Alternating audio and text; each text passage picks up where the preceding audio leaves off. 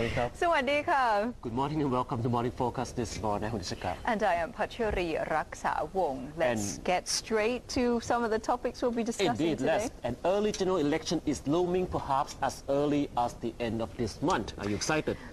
Very excited actually. Perhaps we'll see some changes. I am giddy with excitement. I got my ID card ready. I'm a green mean voting machine. Great, good to hear. And apart from that, not so good news. Tensions increase at the Thai-Cambodian border over road constructions. And guess what? More weapons have been stolen from a military arsenal. All these stories plus the cartoon after the break.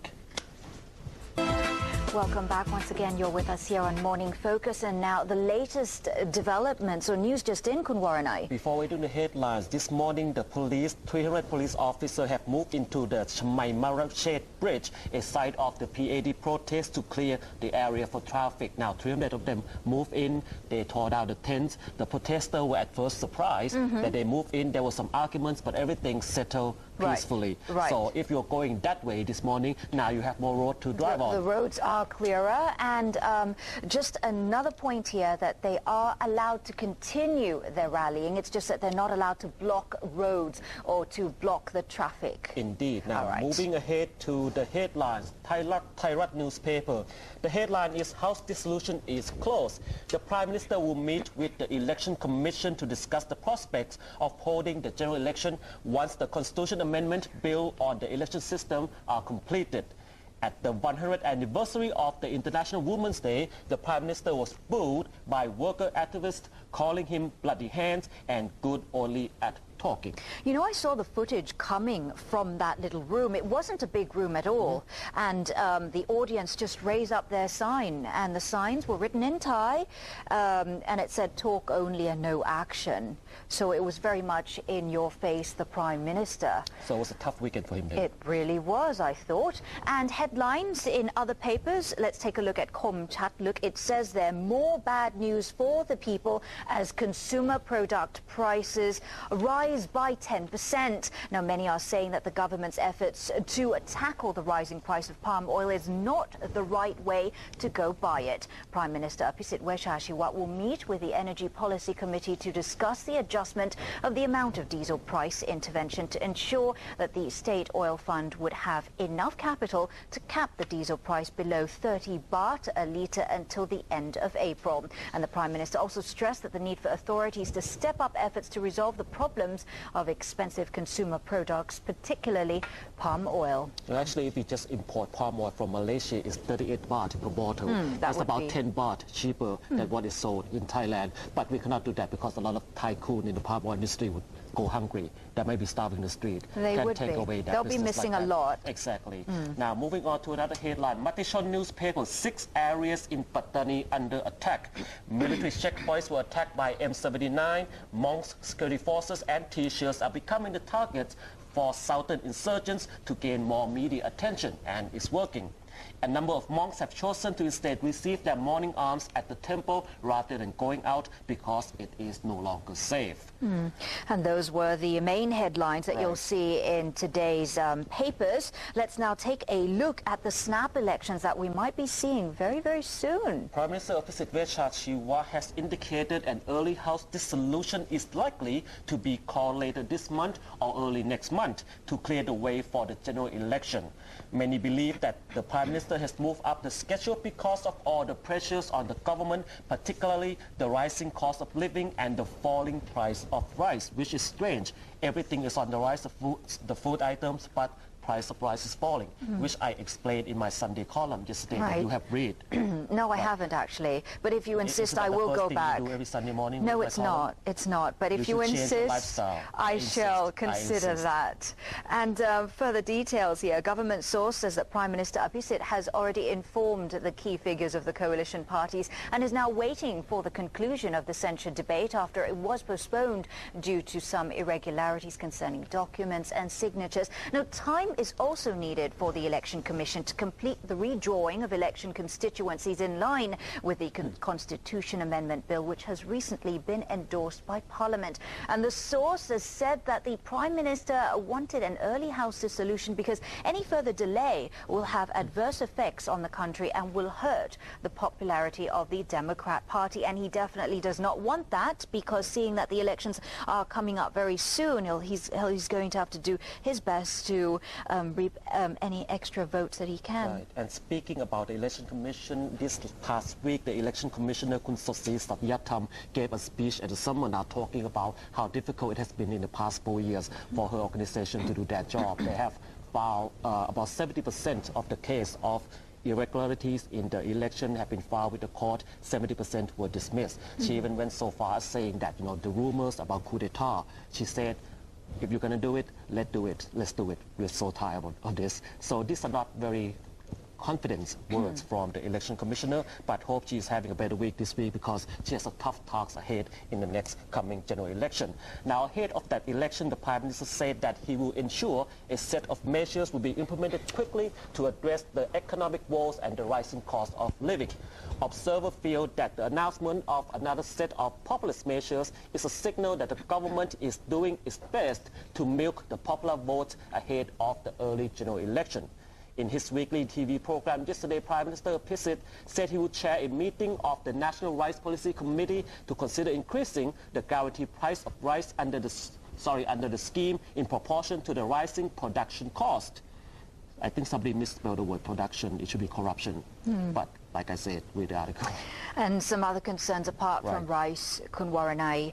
He will also meet the Energy Policy Committee and other relevant agencies to discuss the adjustment of the amount of diesel price intervention to ensure that the State Oil Fund would have enough capital to cap the diesel price below 30 baht a litre until the end of April to control transport costs as promised by the government. Now, the subsidy is now costing the State Oil Fund 302 million baht a day and has cost 9.02 billion baht since it began on December 17th, and the fund will have no money left for the subsidy in 23 days' time, Kun Waranai.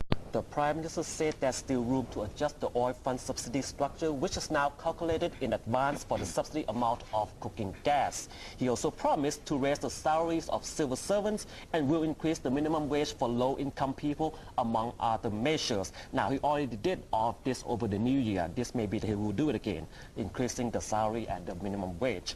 The Prime Minister also stressed the need for the authorities to step up efforts to resolve the problems of expensive consumer products, particularly palm oil. The situation is expected to ease next week.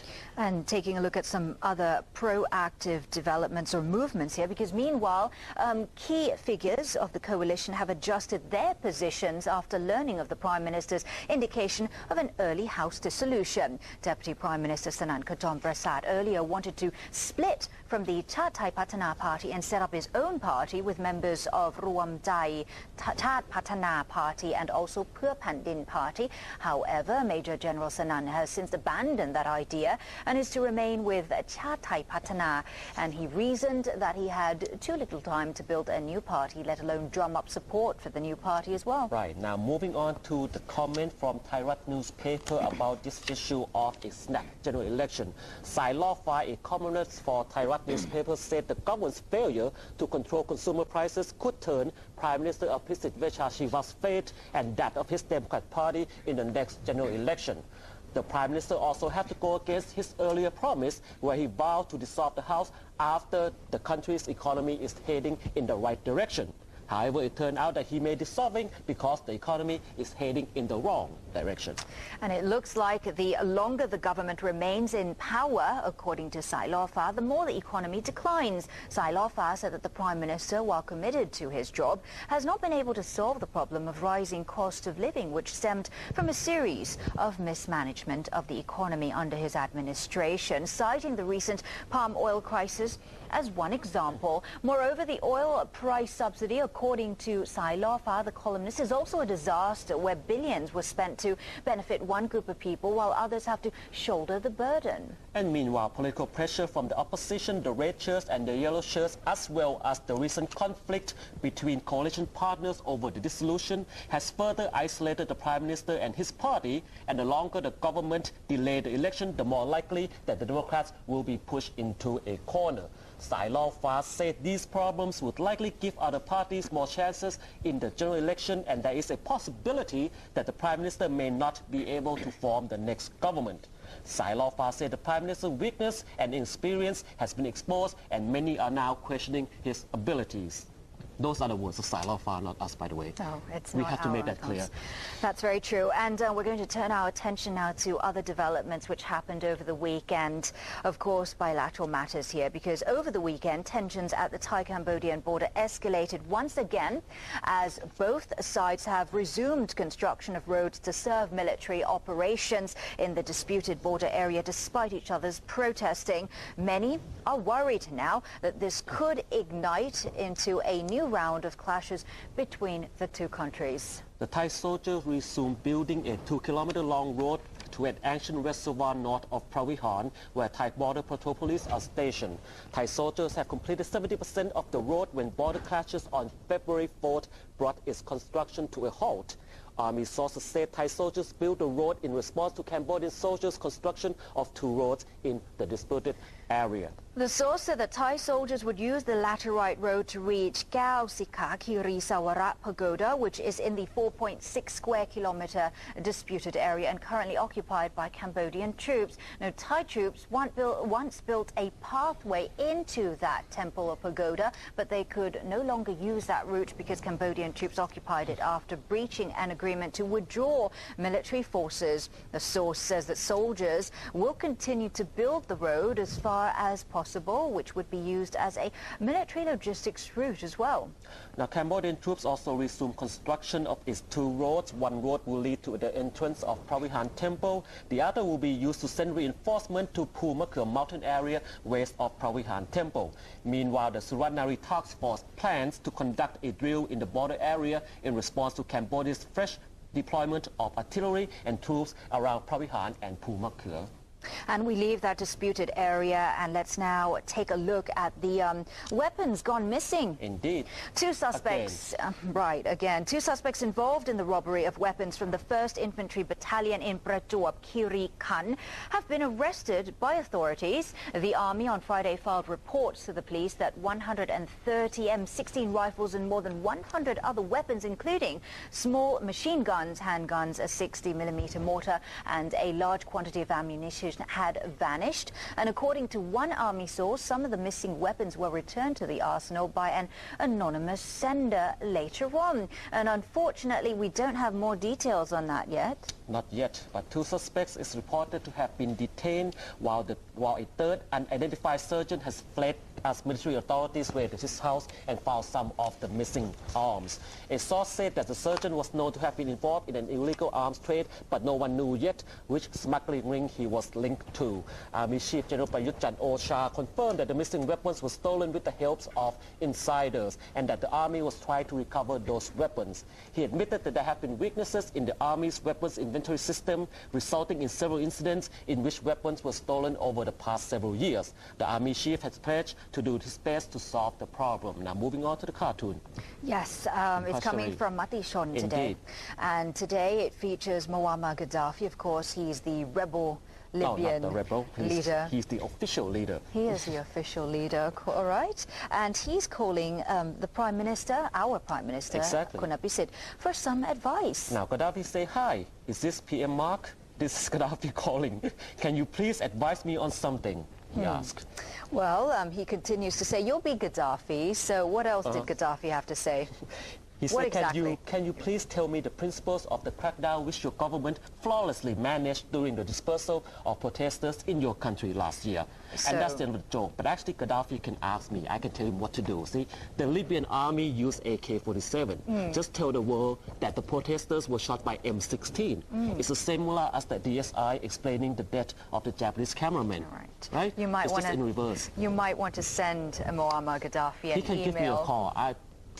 Find me on Facebook, Mr. Muammar. Facebook or even Exactly. BangkokPost.com, because you can always catch a rerun of the program right there when you click on multimedia. Don't forget, we'd like to hear from you as well. Our email address is right here. And you all have a wonderful Monday, and we'll send things over to the main news desk.